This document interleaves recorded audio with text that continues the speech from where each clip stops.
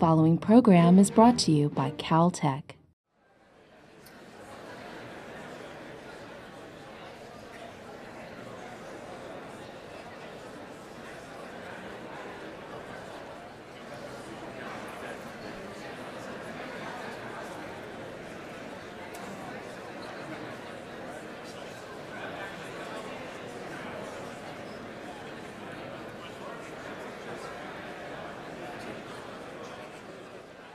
Our first speaker is Eric Ford. He's from the University of Florida. He received his bachelor's degree in physics and mathematics from MIT and his PhD in astrophysical sciences from Princeton. Please help me give a warm welcome to Eric as he discusses how the discovery of exoplanet systems are helping us to better understand the formation of our own solar system. Eric?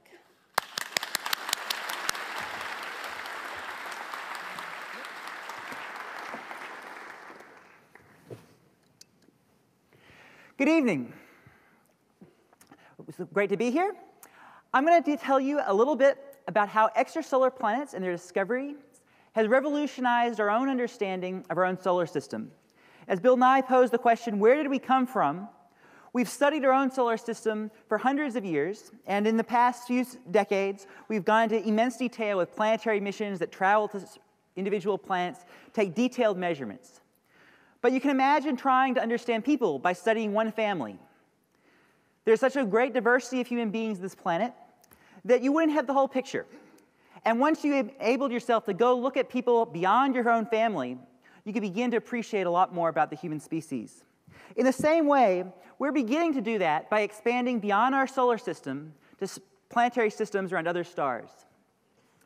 Even within our own solar system, there's quite a large range of planet sizes. For example, the giant planets Jupiter and Saturn, much larger than the rocky planets of the inner solar system, Mercury, Venus, Earth, and Mars. Then there's sort of some ice giant, intermediate planets in size, but further out from the giant planets. And this has been what we've been studying for a long time, trying to understand why are the rocky planets close to the sun? Why are the ice giants far away from the sun? What determined that Jupiter is a giant planet 300 times more massive than the Earth? And why is the Earth like it is? Another set of properties that we have measured from our own solar system are the size of the orbits, the distances between each planet and our own sun. On the right-hand side here, we see the big picture with Neptune, Uranus, Saturn, and Jupiter. On the left-hand side, a zoom-in of the inner solar system, Jupiter, the asteroid belt, and the three inner planets. Here's an animation showing the asteroids. So recently, we've been studying small bodies in the solar system, dramatically increasing understanding of the small bodies that give rise to things like the Earth-crossing asteroids in red here, this small fraction of the asteroid belt that can come in and have very interesting consequences for life on Earth.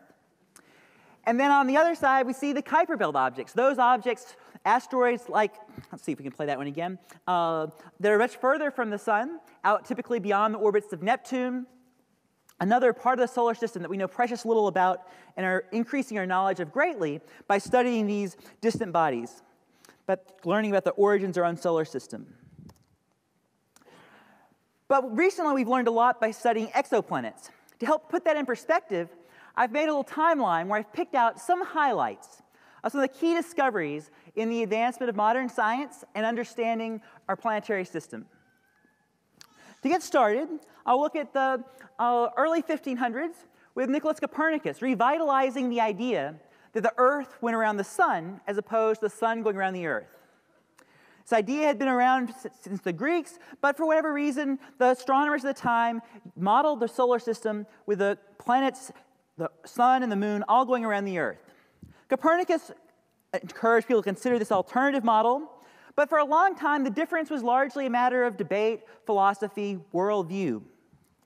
It wasn't until over 50 years later that Galileo took a telescope, pointed at the heavens, observed things such as the pockmarks on the moon, the little sunspots on the sun, the moons of Jupiter going around Jupiter, and then finally the phases of Venus, which gave conclusive evidence supporting the model that the planets went around the sun rather than around the Earth. Fast forward over 100 years later, before the first new planet beyond those known to the ancients was discovered. Uranus was actually observed by Galileo and others, but wasn't recognized as a planet at the time. A good bit later, the discovery of Neptune. In this case, there were nice theoretical predictions of where it should be, coupled with observations, going out looking where they were told to look. Combining those two, we're able to detect the final planet in our own solar system. So at that point, we now have completed our own solar system and have been studying those planets in detail ever since. It wasn't until 1993 that we had the detection of the first planet around another star. It came from an unlikely source. It turns out to be orbiting the remnant of a once massive star that's spinning rapidly, emitting radio waves that pulse at the Earth, and were detected by a radio astronomer observing from this giant dish in Puerto Rico. Although the first exoplanet, it's so bizarre around this other type of star, a pulsar, that it's quite different than the planetary system we live in, and it's sort of a testament to the power of planet formation to create planets and have them survive in even the most hostile environments. A few years later, astronomers announced the discovery of 51 Pegasi, the first planet around a sun-like the star like our own sun. This observation was also quite fascinating because it was wildly different than what had been expected. Just a few years earlier, astronomers had got together, made a plan for finding planets around other stars, but this one didn't follow that plan at all. It came out of left field. Astronomers have been perfecting the techniques to study binary stars, were able to push them so precise they began to detect planets. But this planet, although as massive as Jupiter, turned out to be just 1% the distance between its host star. That very closeness has raised a lot of questions that I'll come back to later. Several years later, this method took another step forward as they detected the first set of multiple planets orbiting a sun-like star. Such systems are particularly powerful because you know that each of these planets had to form from the same material, the same building blocks had to go into all these different planets. Whatever happened to one of them happened to the others.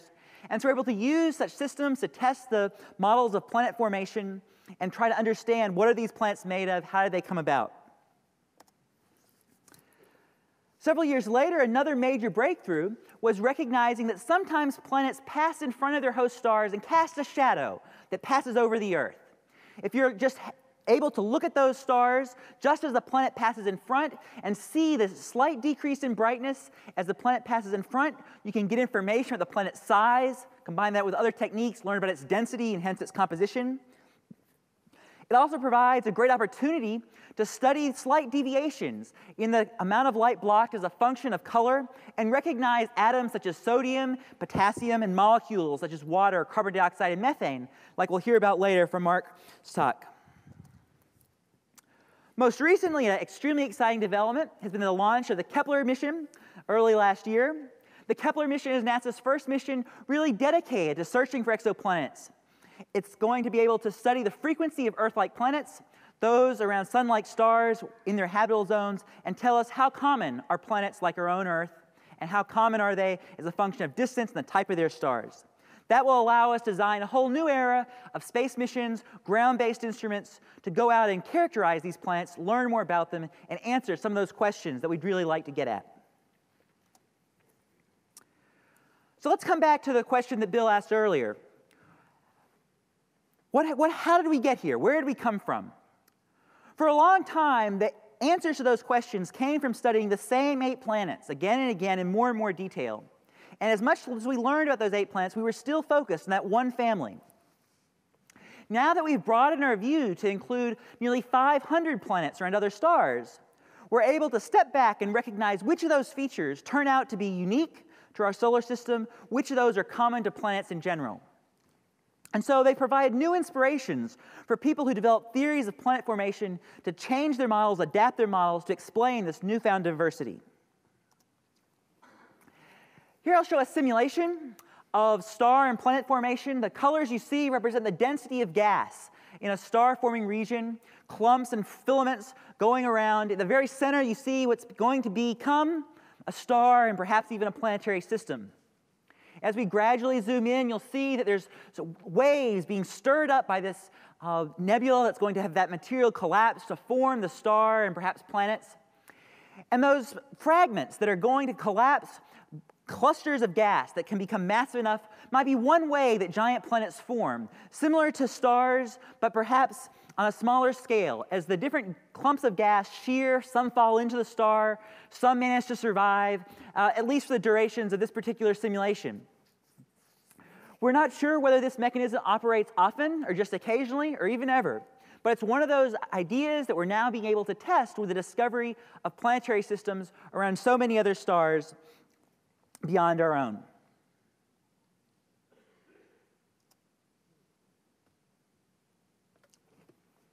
Here I show you an overview of many of the planets we've discovered.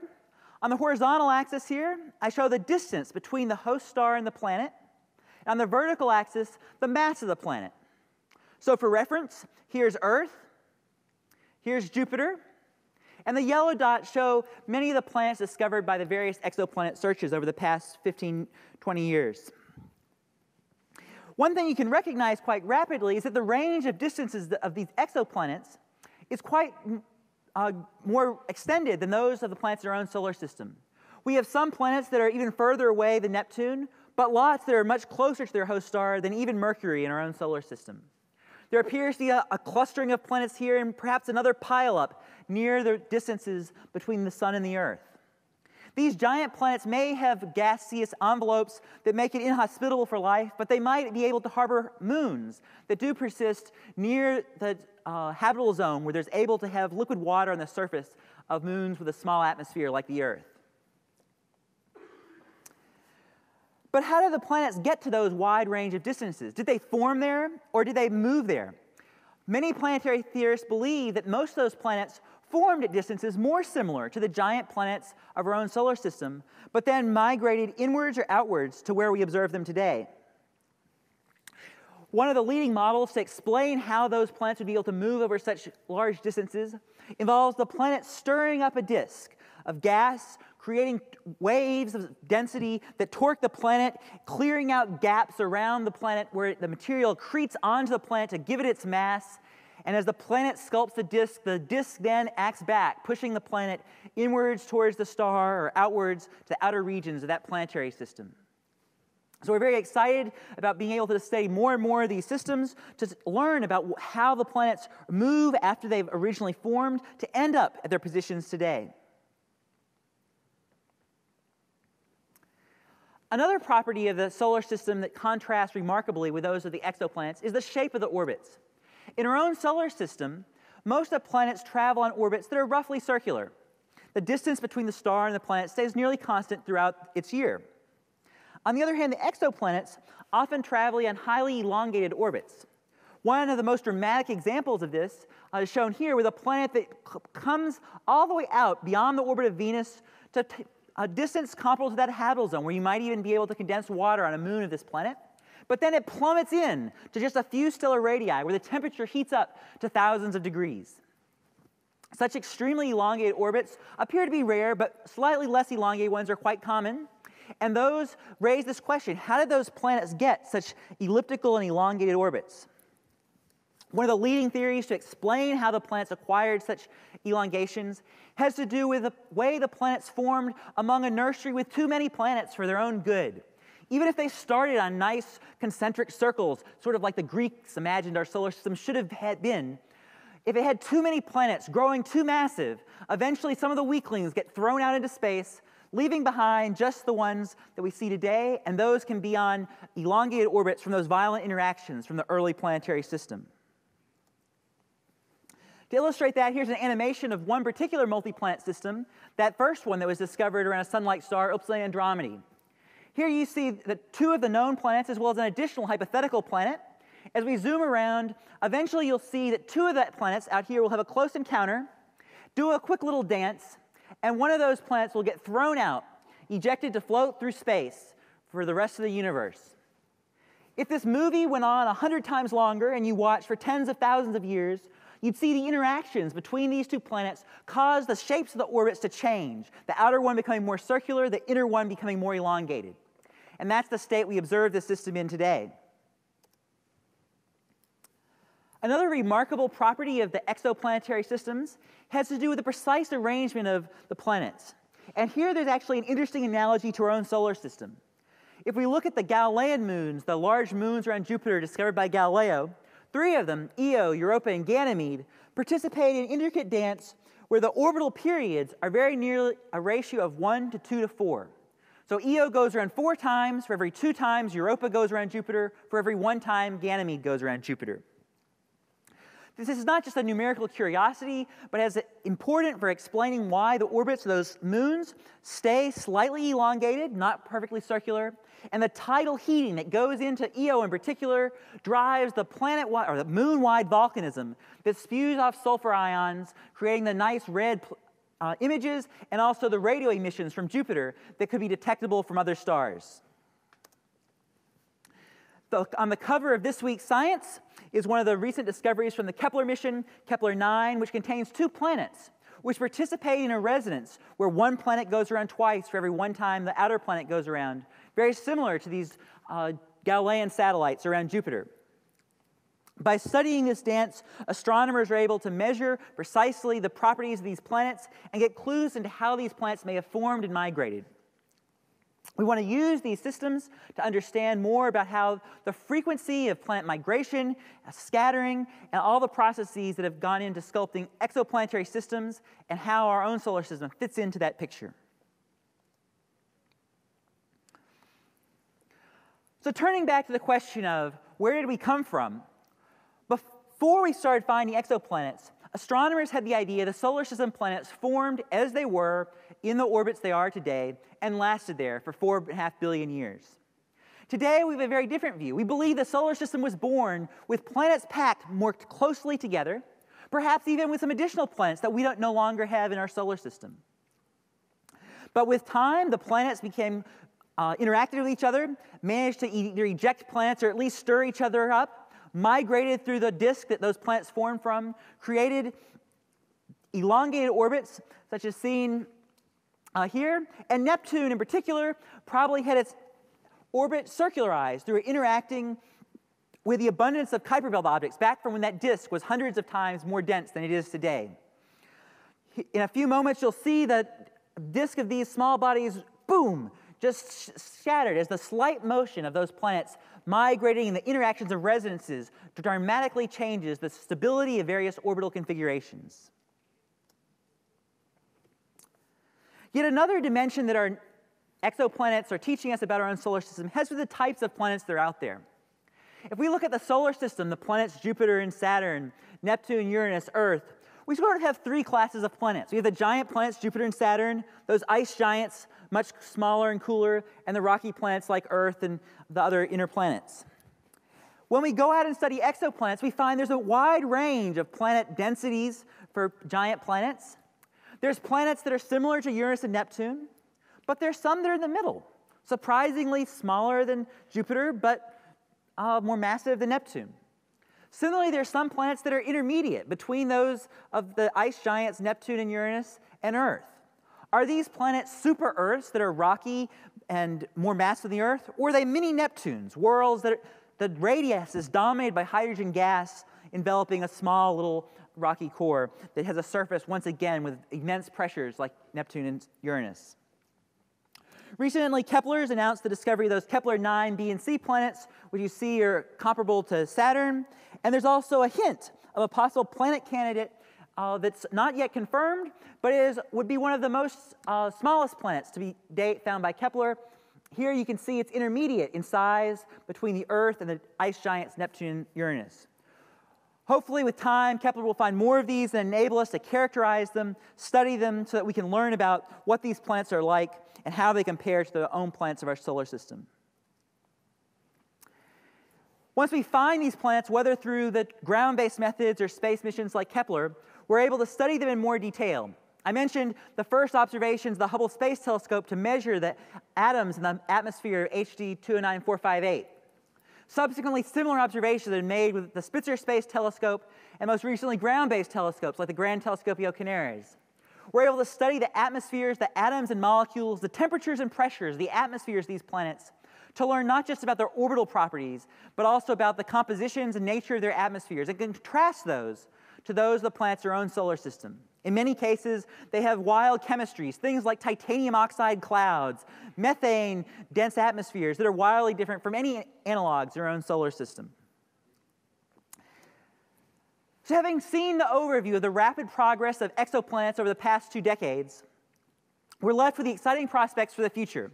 What new future space missions, ground-based telescopes and instruments will enable us to characterize and discover more planets, learn more about our own solar system, and answer some of those basic questions about where did we come from? Thank you.